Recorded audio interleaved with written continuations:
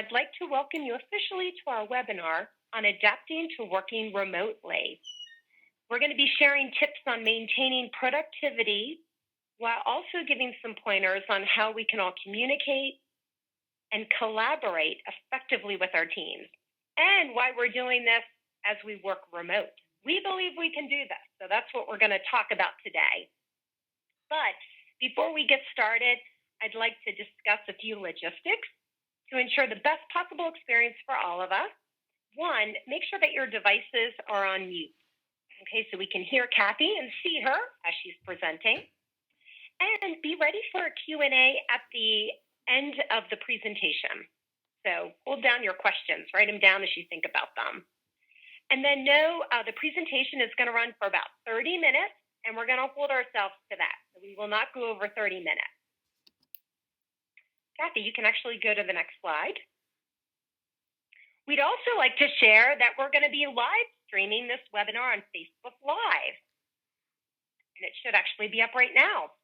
So if you'd like to engage with our digital expert during or after this presentation, you can go to our Spherion Facebook page, which is facebook.com/Spherion.staffing. So again, it's facebook.com/Spherion.staffing.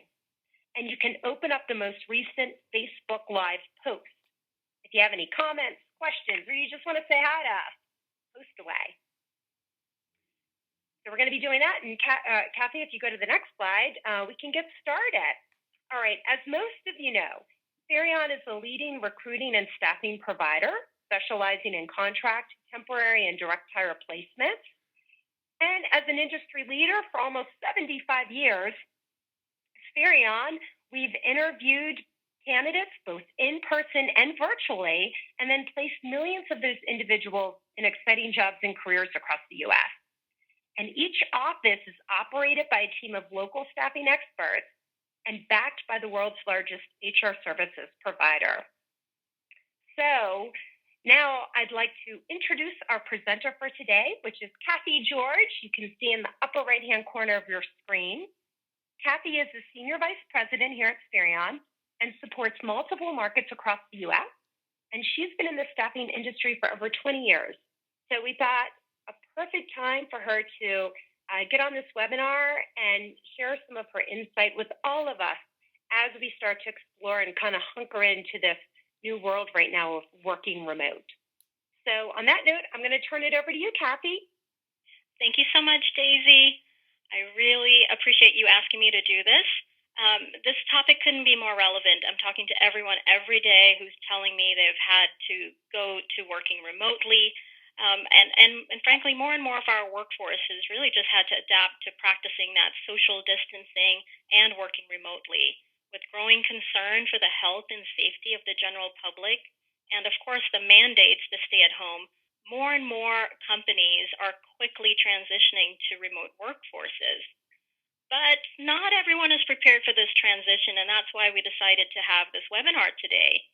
So we hope in 30 minutes we'll hit on some highlights, especially ways to maintain productivity while working from home. Because that, I think, is one of the biggest concerns that I hear, especially from leaders in different organizations. How can we maintain that productivity? Is it possible?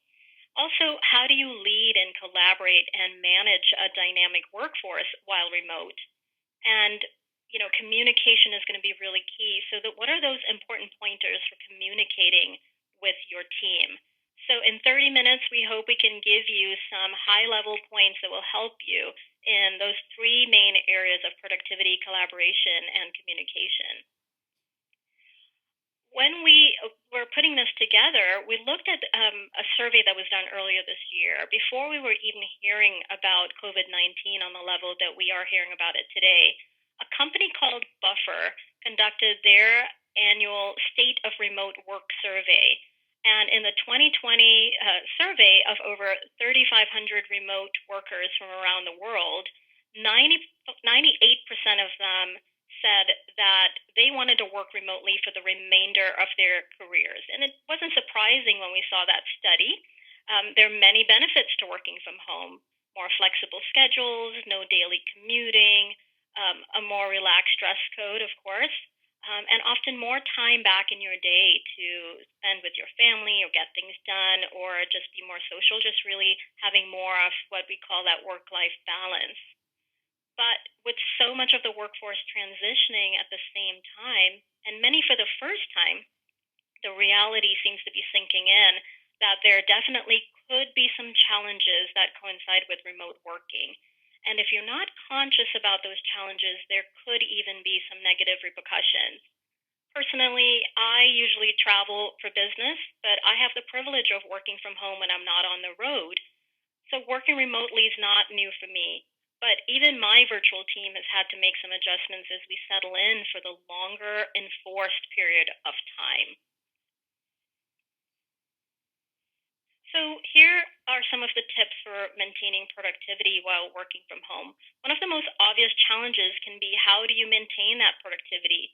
Staying productive is while you're working remotely is a universal problem, and it applies to anyone, whether you're managing a team or you're working independently. Especially today in our ultra connected world with countless devices and distractions at our fingertips. So, to start, let's review a few key strategies to keep you focused on your work while at home, just like you would if you're working in an office or other work environment. So, we pulled out six main tips. First of all, it's very, very important to create a morning routine. And the reason we set a morning routine is you have to set the day, and you may create that routine the day before. You may even plan your week out, but creating a routine is going to be important so you don't lose productivity time in the morning as you try to get settled and acclimate to this new normal. One of the first things might be to create a defined workspace. Now, I know in many households there are multiple people working from home and space might be limited. So think in advance for how you might want to carve out that dedicated space, where that will be, and get yourself set up for productivity. Also, you may want to think about dressing for your day. So, of course, one of the most appealing things we think about when we think about working from home is being able to work in your pajamas. But you may personally find that it's hard for you to stay in work mode if you're too relaxed, too comfortable. So take a look at that for yourself. You may want to find and strike a healthy balance.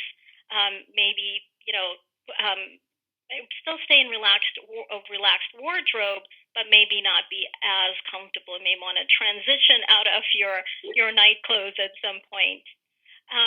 And think about there may be times where think ahead for your day. There may be meetings that you will be attending virtually with clients or senior management, for example, and you may have to dress up just a little bit more for that and prepare yourself for your day. Sometimes just having a routine is helpful. Getting out early, going for a walk, working out, getting your coffee ready, getting a good breakfast. Get those routines going, and you'll find that your day will flow a lot easier. Be ready to seize the day when you have that time carved out and that schedule carved out of when you're committing to yourself that you're going to get started on your daily goals. And really start with that plan. Define your goals for the day. What do you hope to accomplish? Be realistic. Make sure you're on the same page with your managers, and managers make sure you're on the same page with the people that you are leading as well. What are the most critical things to do for that day? Define those goals. And then you may find that it's useful to block off times to do tasks. When you are working at home, sometimes there's less distraction than if you're in a workplace. And it can be very easy to spend hours on something and be mentally drained as well. So schedule blocks of time, put it on your calendar, and carve out maybe 30-minute increments of your day for different tasks, different projects, so you can focus on what you need to get done.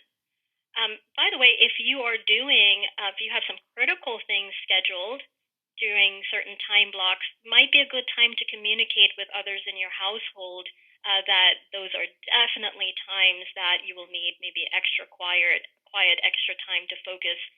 Sometimes you may want to put up a handwritten sign on your door if you have one in the space that you're working with. It says do not disturb during this time. So think about ways that you can block that time for you. Social distractions. I don't know about you, but I'm getting news alerts even constantly with everything going on. That can be very distracting, as well as that alluring alert of a social media post or engagement. So think about, you don't want to get sucked in with spending so much time socially, and which can be very, very distracting during working hours. So think about maybe minimizing your alerts, saving the time that you're going to be checking in on social media, maybe saving that for the times that you've blocked away, you have scheduled for your breaks. And then really take time to have breaks. One of the things that was most difficult for me when I started working remotely was that feeling of guilt that if someone called me and I was not at my desk, they may think I was goofing off, So think about, but it's very, very important that you have time for breaks. Maybe you even want to put them on your calendar if you start out feeling guilty about that, but make sure that you take time to walk away. And many times I find myself sitting at my desk for so long. When you work in an office, there are more times for you to get up, walk around, interact with people, and really be a little bit more active. You may find that when you're working from home, you are probably going to find that there are hours where you have literally been sitting. And so find ways, remind yourself that you actually can stand up. You can walk around even while you're working, even while you're on calls. In fact, one of the things I've done is a converter for my desk, which will remind me, I can elevate this right behind me, and it will remind me that I can actually stand and do work on my computer without sitting down. So just remind yourself of some of those things until you get into a new normal, a new routine. And then know when to turn off and tune out. Remember, this is going to be even more challenging for you to switch off from work mode. And one of the challenges that you might face is the loss of time that you have to decompress between shutting off when you leave your office. If you are used to commuting from your office and going home, you may not even realize that that time is really important to you to decompress as you transition from work mode to home mode. So you may find that you need to take a little extra time before you walk out the door to join your family, or before you kind of shut down on transition. Just expect that and carve out that time. So I hope those are important high-level tips for you that will allow you to at least start thinking about how you can be more productive and how you can lead some productivity. So now that you have some of those ideas with routines, there might be team members wondering, how can you ensure that your team continues to work together when you're not all in the same place, and to produce at a similar capacity, so that at the same capacity as when you had face-to-face interactions in the workplace. And this is really important, right? Two of the fundamental elements for working remotely are collaboration and communication. Probably not surprising to many of you. So this may seem that's something that happens automatically. But as you can see here in this poll, the same poll that I mentioned earlier, 20% of those people who answered in the survey said that their biggest struggle was working remotely was collaboration and communication, and we hear that a lot. So we thought it might be useful to you to have some 5 key communication guidelines to get you started with communicating effectively with your remote team. First, establish some clear communication guidelines with each other, right? Determine when to email versus chat versus texting and phone calls. You may want to mix it up, maybe not have the same things, use the same format all of the time, but make sure your team is clear on what that should be. And think about the workflows and the processes that you have in place today. Do they still make sense in a remote work environment? are there extra hurdles that you could eliminate? And think about maybe the short term and the long term. If this is just something that we're going to get through for a little while and everybody's going to go back to working in the offices, you may not have to get rid of all of your policies all at once. But what are some of the things that are hurdles now that slow you down from being effective? And think about if there's maybe some unnecessary red tape or approval steps for things that can be eliminated right now. And evaluate your meeting cadence. Adjust those that may no longer be useful or purposeful right now, but you may want to increase some meetings in other areas. So think about that.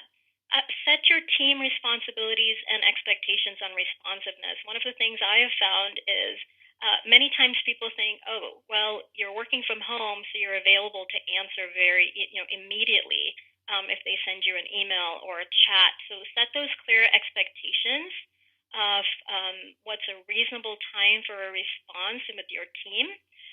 Empower your team to make decisions when appropriate. May not always ask for approval. One of the things that's very, very helpful from my virtual team is sharing calendars. So we always have, we've always shared our calendars so we can see and also be respectful of people's times. And it also can include time where you can say, hey, this is my protected work time. Please don't schedule any meetings at this time. I want to catch up. And that goes from even catching up on administrative tasks or things that may not seem as critical. Just put that on your calendar. As long as your team is seeing it, then that helps with communication and expectations. Think also, you may be in an organization where there are multiple time zones. You have team members in multiple time zones. Be very conscious of that. Communicate that if you do have that situation in your work environment, because that also can be something that can be very difficult and challenging for some people is, having to attend a business meeting or business conference call at 6 a.m. in their time zone because somebody's not realizing that 9 o'clock 9 o'clock in their time zone is perfectly reasonable. So just think about that. Be very conscious of your time zones. And in this case, when you're working remotely, there may be opportunities for you to even over communicate. It is very easy to misinterpret or make assumptions when you aren't clear, especially if you can't have that face-to-face, that you can't look at the body language. And while a short response might be the signal that you're busy, someone else just may interpret that as you're upset with them. So it's important to kind of go out of your way, even more so to just be very clear when you're communicating. And schedule regular live video meetings. That's something, again, my team has started doing as well. And we found that to be very, very beneficial, having those live meetings, multiple touch points, and wherever possible, even though in the beginning it can be uncomfortable, having those video meetings, embrace it, right? Have fun with seeing each other, accepting that maybe you're not all going to be wearing makeup for all of your meetings. That's okay. Embrace those face-to-face meetings. It's going to be very, very important because working remotely and separately can be very uncomfortable and very lonely for many people. So some of those frequent meetings, especially those video calls with team members, can be very beneficial. So here's some collaboration pointers, because in addition to ensuring clear communication, I just wanted to check on time for you. We made a commitment to you that we won't go over past half hour. So with collaboration, it's equally important to make sure your team is aligned, right? Both professionally and also personally. When you're in the office, you may not even realize in your normal work setting that you're able to easily pick up on some nonverbal cues, such as when somebody's having a bad day or they need some space or they're struggling with an assignment. And being bombarded by all of what's in the news today, that also has been taking a big toll on people.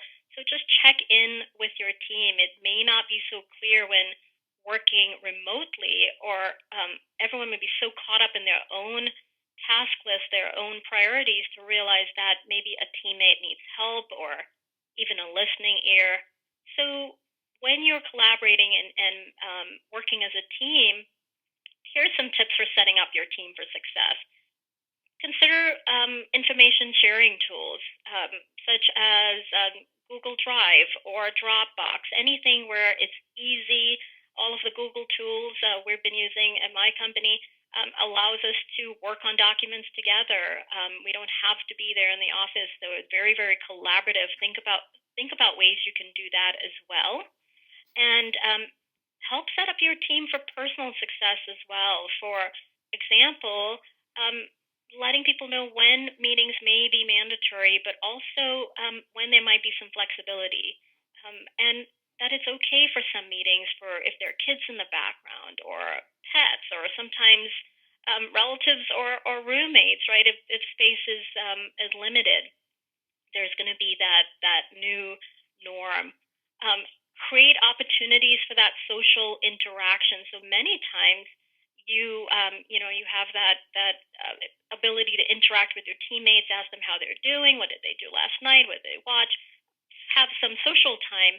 Make sure you build that into your meetings as well. When you're having those conference calls, those video calls, checking in with each other. How are you? How is everyone really doing? So make sure you have some non-work talk built in to your communications as well, and have some check-in points. Make sure you have some established structured check-ins and ask for feedback. So, give time to share suggestions and concerns, especially about working remotely as everyone's getting used to it.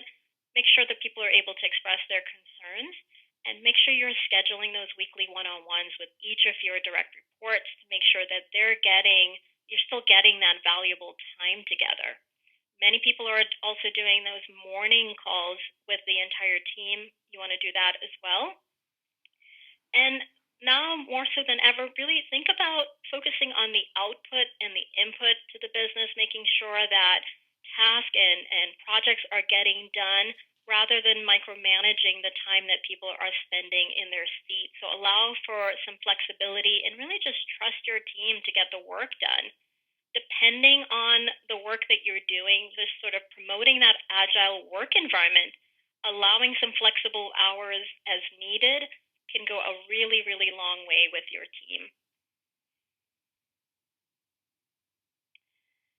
And, I mentioned this a little bit earlier about loneliness. It's important that your team has that opportunity to talk about their personal lives too, so they don't feel isolated, especially when social distancing is mandatory now. It's important to check in and make sure that we're not that the loneliness does not really distract from motivating your team and distract them from being productive. I saw this yesterday and I wanted to include this. I got this from an email from a franchise expert, Greg Nathan. He reminded us to check in. Do a mental check in. I think check in with your team, but check in with yourself. How is your physical energy on a scale of 1 to 10? Don't forget to take those deep breaths and really identify how are you feeling. Think about the words that you would use to describe how you're feeling. Think about, what's the main thing that may be bothering you, what's on your mind, and what's the most important thing that you want to achieve right now. Sometimes just by taking the time to do that, it allows you to focus on the things that you can control, and you're able to just, feel a little bit better and move on. If you find that you've done that and you need help, reach out. Reach out to your leader, reach out to your colleagues, your friends, but take a check in with yourself and make sure that you are doing okay.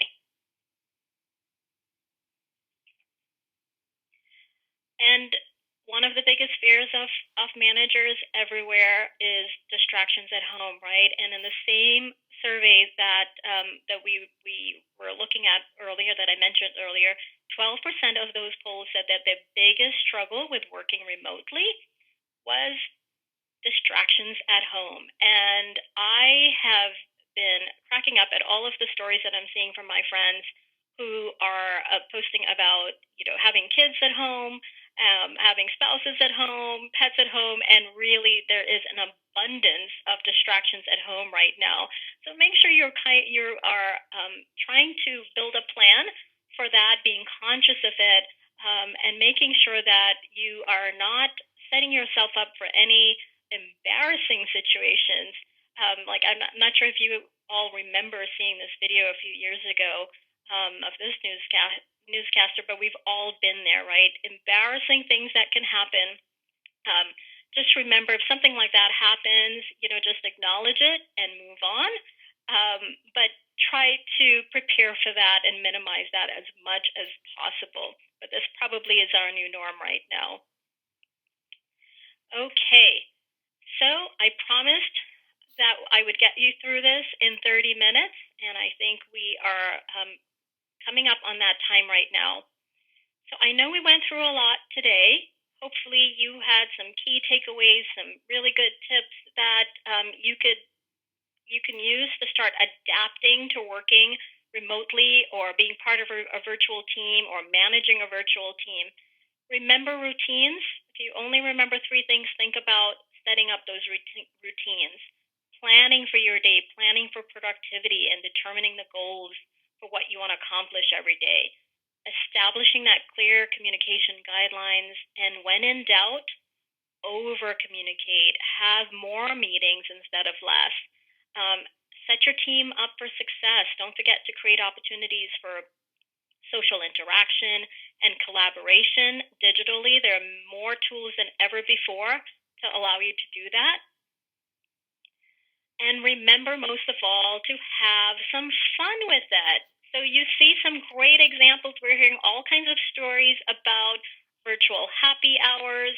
We have people who are just enjoying sitting in their backyards while they're working, or having their pets close by, or even really having those beautiful faces. I love on my conference calls when I see my colleague's new baby as well. It really just lightens the mood. And of course, you see the guy who looks very, very professional on his conference call, corporate on top, very casual below, right? So just remember to have some fun, schedule some time for fun, schedule some time to enjoy being with your family as well. Okay, I'm not sure if we have any time for any questions right now, but Daisy, do we have any questions, or do we have time for questions? Yeah, actually, Kathy, I was going to share, we do have a couple questions here, and I think we have about 2 more minutes. So first off, thanks for sharing that information. I know I got some good tips about really being clear with priorities. Obviously, that's always important to do, but especially now. And that trust part you talked about, making sure you just, you know your team, like trust your team, and also have some fun. I love that point. You got to have some fun too throughout the day. So here's some questions. Here's some questions we're getting. One was, okay, those were great tips at the start about productivity, but how long does it really take to get going? Yeah, and I think that's going to vary on the jobs that you do, and it varies on the individual and on the team, right? So there's a lot out there. I think, again, with that trust, the sooner you start implementing some of these recommendations that we've made, the sooner you'll start seeing where you need to work out some of the kinks and where you might need to do more. So these are just guidelines for you. As the sooner you get started on it, the sooner I think you'll get productivity, and it'll feel normal for you. Yeah, I think you're right about that, Kathy, for sure. Let's see. Another question we have here is great information, but what if now when you're working at home, you're taking on more responsibility, especially with, things happening in the world, more's been put on your plate, but how do you get that into the time you already have allocated for the day? There's only so many hours, and you said, block time and make sure you set that, but how do you really manage that if you even have more work on your plate? Yeah, and I think we're all experiencing that right now, and that's where communication really comes in handy, as well as collaboration. If you are able to communicate with your manager and your colleagues about what the changing priorities are, and you're all clear on what what's the most important thing to focus on for that day. That's where those morning meetings come in really handy as a team. You might find that you're able to get your manager or your colleague may volunteer to help you or provide some resources for you, or at least provide some clarity on some things that were important yesterday may not be as important for today, right? So communicating with your team and your manager is going to be critical to balancing that workload, constantly thinking about, are we still prioritizing the right way, given everything that's going on right now? You're right. Totally right, Kathy. Yep. And it gets back to that prioritization.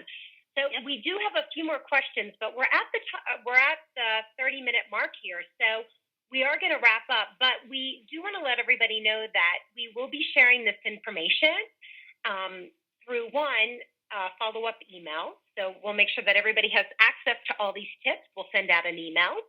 Always feel free to reach out to Spherion too. If you go to our website, let us know if you have specific questions.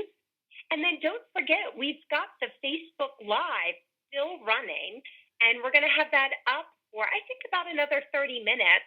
So if somebody thinks of an additional question or something you'd like us to get back on something very specific, go there, let us know, and we can respond in real time. But again, I wanted to thank you, Kathy, for leading us through this. Again, I know I got some good tips. I hope everybody who has joined us was able to walk away with at least one or two nuggets. Join us on the Facebook Live. Reach out to us if you have other questions, and then watch for our follow-up email with these tips. And thank you again, everybody, for joining. Thanks, everyone. Yep. Have a good day, everybody, as you're working remote.